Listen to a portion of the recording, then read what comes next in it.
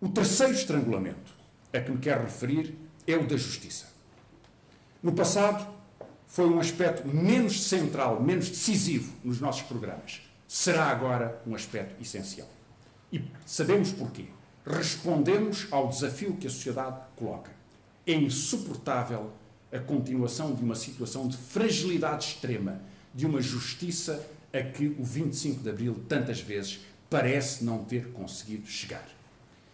O acesso dos mais pobres à justiça, a diferença social essencial entre os que têm posse e os que não têm, no acesso à defesa dos seus direitos, ou mesmo ao reconhecimento dos valores que são os seus bens jurídicos mais essenciais, a liberdade, antes de todos, não está assegurada na sociedade portuguesa por esta diferenciação de classe tão forte.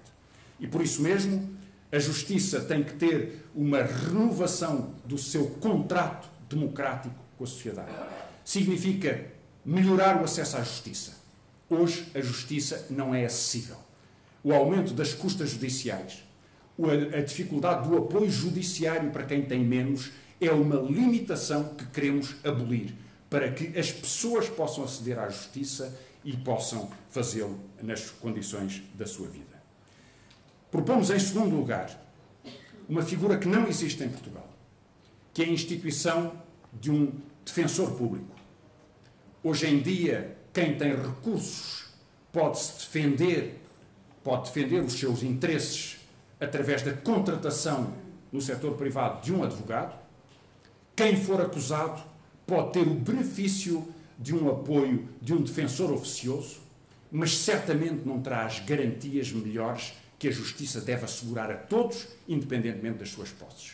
E por isso a criação de uma figura do defensor público, de um instituto, de uma carreira de defensores públicos que assumem a defesa das pessoas que não têm recursos para ter um advogado que os possa representar condignamente. Significa simplesmente que na justiça se volta a recolocar um equilíbrio, se volta a colocar um balanço em que é possível ter o equilíbrio dos interesses e da representação nas melhores condições da qualidade profissional da representação, e é assim que a justiça pode e deve ser justa.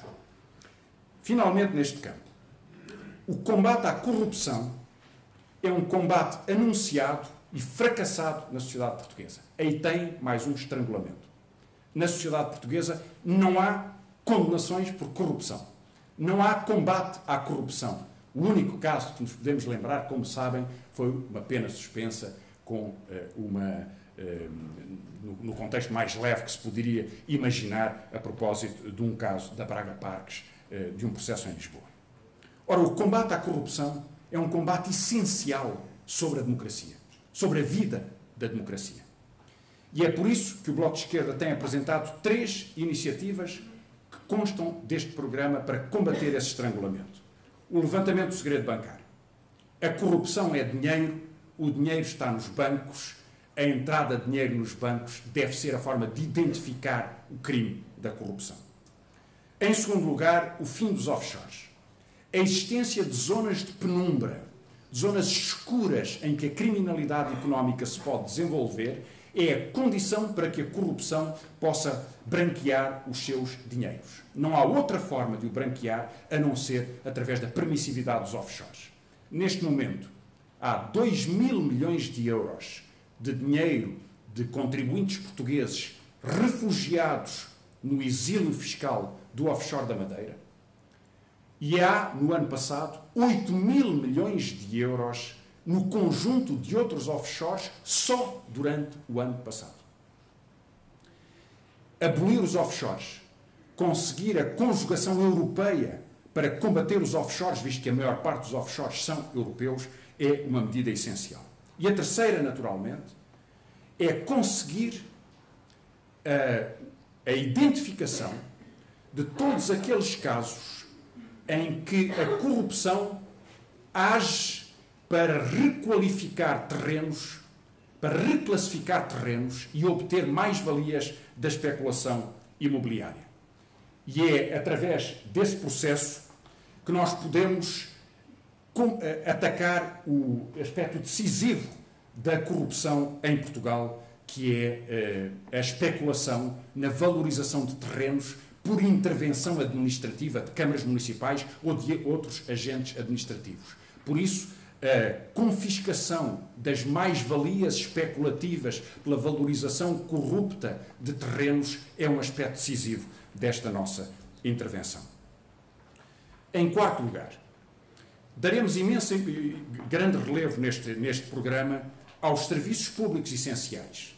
Os serviços públicos têm que ter uma qualidade essencial que corresponde à democracia máxima que se deve devolver aos cidadãos. E este vai ser um dos debates ideológicos mais importantes desta campanha.